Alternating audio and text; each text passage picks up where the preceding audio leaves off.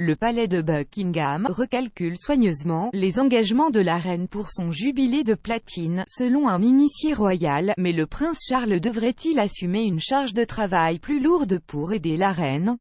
Votez dans notre sondage. Quelques heures seulement avant le Festival national du souvenir dimanche, la reine a été contrainte d'annuler sa présence en raison d'une entorse au dos. Ce n'était que la 7e fois, depuis le couronnement de la reine Elisabeth en 1953, qu'elle manque un service du dimanche du souvenir.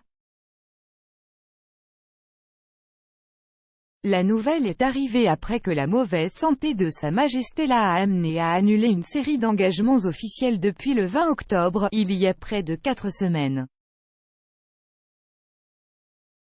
L'expert royal Jenny Bon a déclaré à la BBC que les plans concernant le jubilé de platine de la reine étaient examinés de près à la suite des récents problèmes de santé du monarque. Elle a déclaré: « La priorité doit être évidemment la santé et la sécurité de la reine. Je pense que ce que nous voyons maintenant est une transition progressive des responsabilités de la reine au prince Charles, au prince William et à d'autres membres supérieurs de la famille royale. Ils assument plus de responsabilités et seront donc au premier plan des célébrations et la reine apparaîtra ici et là pour les grands jours eux-mêmes. » Madame Bon a souligné que des technologies telles que les appels vidéo permettront à la reine de poursuivre ses fonctions, en travaillant plus confortablement à domicile. En raison de problèmes de santé, la reine n'a pas pu se rendre à Glasgow pour s'adresser aux délégués du monde entier à la COP26, mais a plutôt pris la parole dans un message vidéo. Le prince Charles a cependant prononcé un discours puissant sur scène lors de la cérémonie d'ouverture de la COP26. Il a déclaré: « Mesdames et messieurs, mon appel aujourd'hui est que les pays s'unissent pour créer un environnement permettant à chaque secteur de l'industrie de prendre les mesures nécessaires. » Dans le discours vidéo de la reine, elle a déclaré qu'elle ne pouvait pas être plus fière de son fils, le prince Charles, pour les 40 ans d'activisme climatique qu'il a mené. Mais rien n'indique de la part de la royale firme que la reine ait l'intention de transmettre toutes ses fonctions royales à son fils de 73 ans. À la suite d'une mauvaise santé et après le décès de son prince Philippe bien-aimé, la reine a persévéré et les initiés royaux disent que les appels à sa retraite sont condescendants.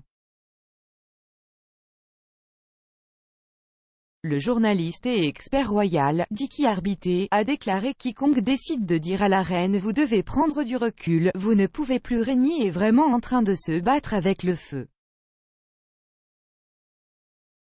L'historien royal Hugo Vickers a insisté plus tôt cette année sur le fait que la reine ne prendra jamais sa retraite et ne se retirera certainement pas de ses fonctions royales avant le jubilé de platine en 2022, célébrant la 70e année du règne de la reine Elisabeth.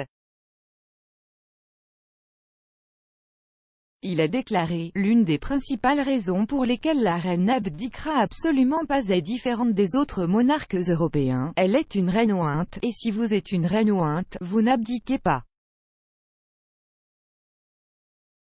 Il serait complètement illogique d'abdiquer juste avant cet anniversaire extraordinaire, c'est une merveilleuse occasion de célébrer, et j'espère qu'elle se sentira à la hauteur. »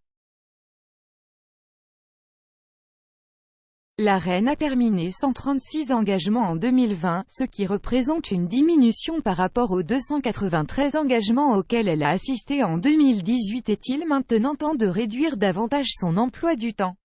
Donnez votre avis dans la section commentaires. Jusqu'à présent cette année, le prince Charles et la princesse Anne ont accompli plus de 100 engagements chacun, à une époque où le prince Harry, Meghan Markle et le prince Andrew se sont tous retirés de leurs fonctions royales. Le prince William et Kate sont également intervenus en organisant les Earthshot Awards et en plaçant l'environnement, les jeunes et les forces armées en tête de leur ordre du jour.